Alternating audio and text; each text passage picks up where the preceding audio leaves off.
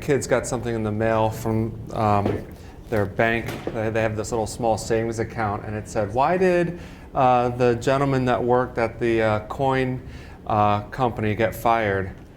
Because he stopped making sense. So I heard that 50 times last night, because now it's the only joke that they know. I don't have slides. I thought that was going to get a round of applause from you guys.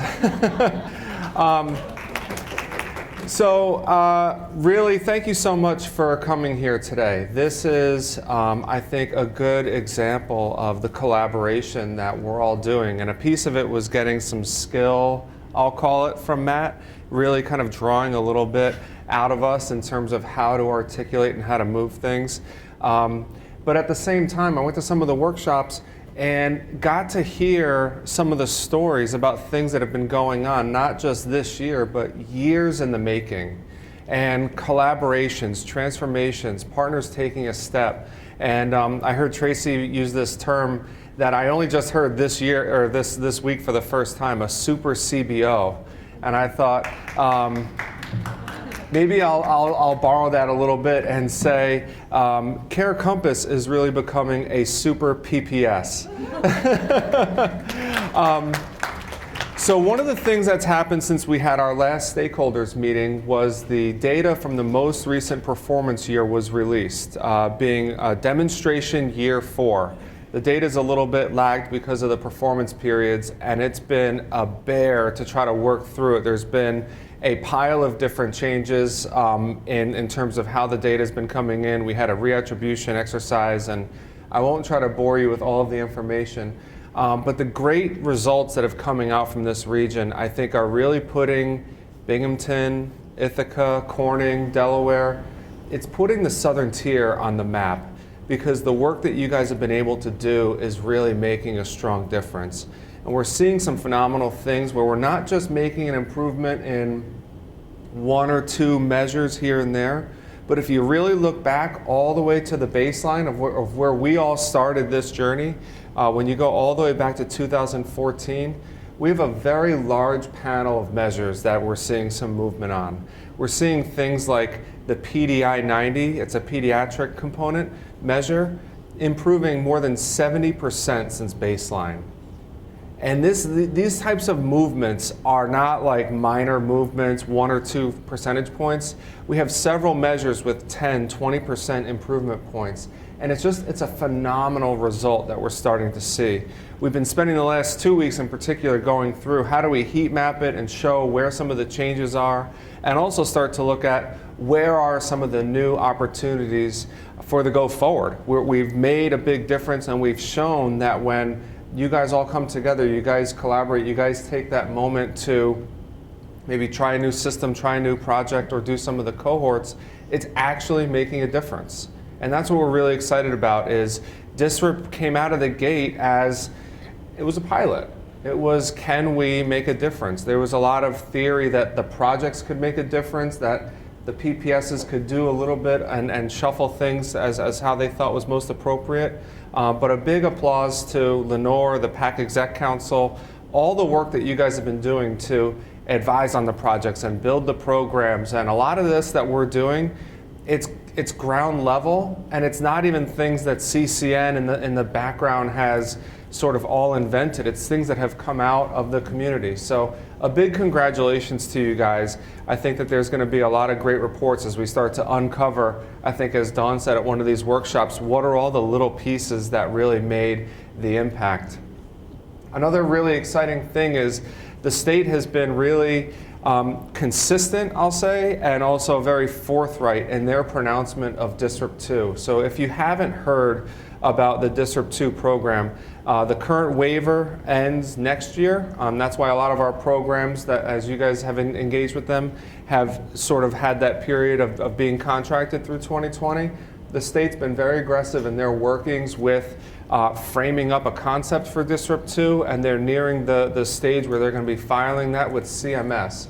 So something for your radar, something that you could start to help with is in the next, I would guesstimate in the next 2 to 3 weeks, we're going to probably see some form of a concept paper or approach for District 2 come out of the state, and it's going to be released for public comment. And that's going to be our collective moment, and I've already talked with Lenore. We'll probably have the CCN staff scour it and bring some recommendations to the PAC Exec Council. But on your radar, we'll push that out to the partner distribution list. Have a moment to read it and really look at it and think, what's made a difference for us so far? What maybe could we try a little bit different?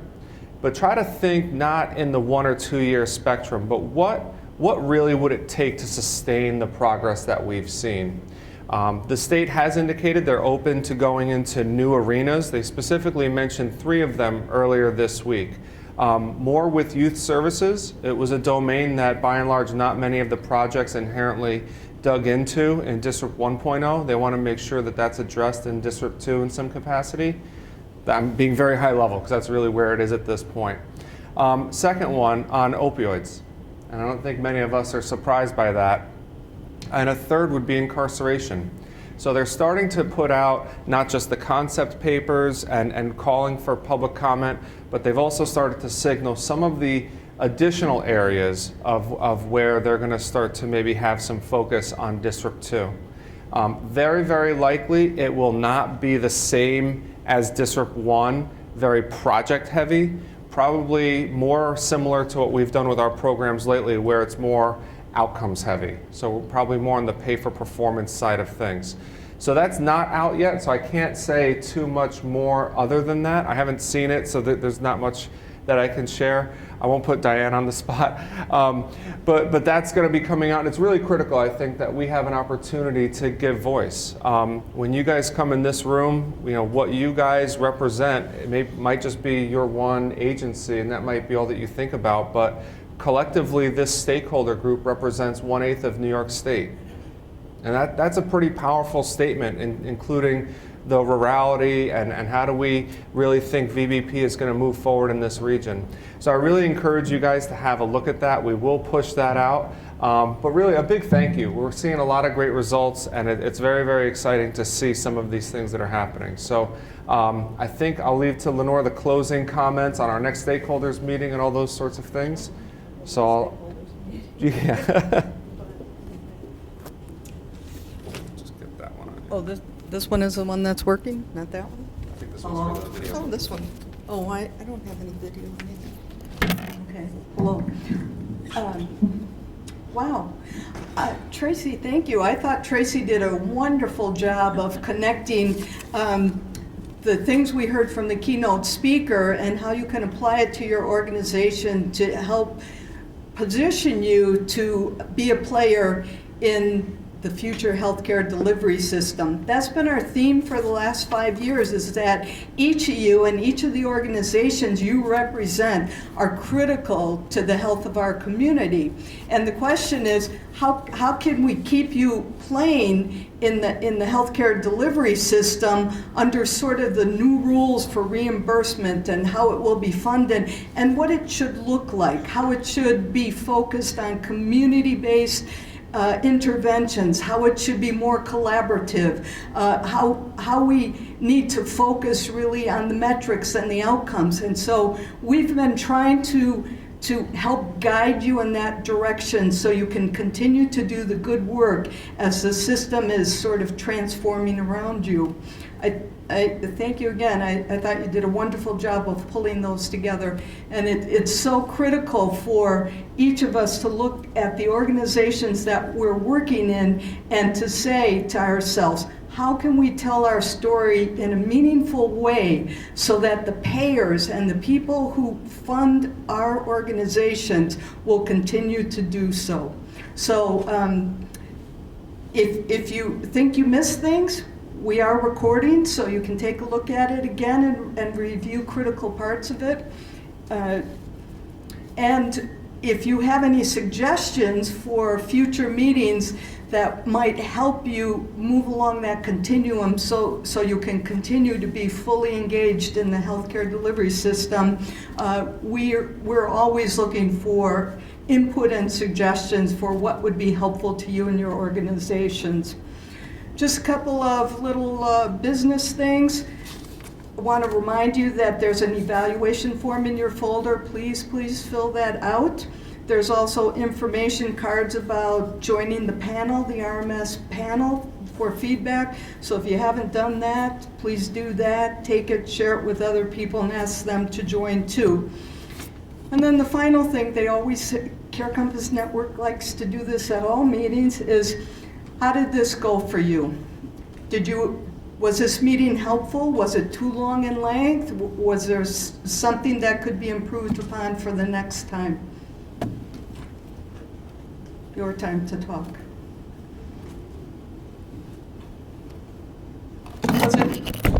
Let me ask you concretely, was it too long?